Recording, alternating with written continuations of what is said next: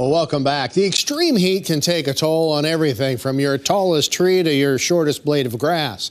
KELOLAND's Travis Fossing shares a few tips on how you can help your yard beat the summer heat. With temperatures expected to hover near 100 degrees multiple days this week, your greenery may need some TLC. But don't rush to judgment. Your plants are probably going to be okay. You need to check them for water, but the biggest thing is check the soil before you water them. They might be wet and have enough water to it, and they're going to droop because of the heat anyway. So before you automatically start watering them, check the soil. If that soil's damp, they should be just fine.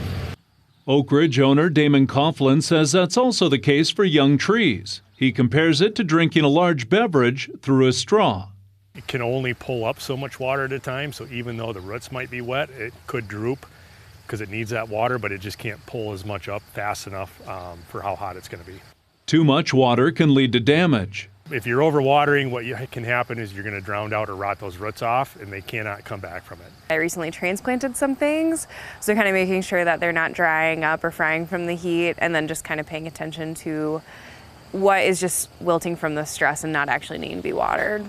Greenhouse manager Mary Weiss is watching over plants at home and at work and says she doesn't mind the heat. Just kind of knowing when to take a break and paying attention to how hot it actually is and how much water I'm drinking and just staying hydrated.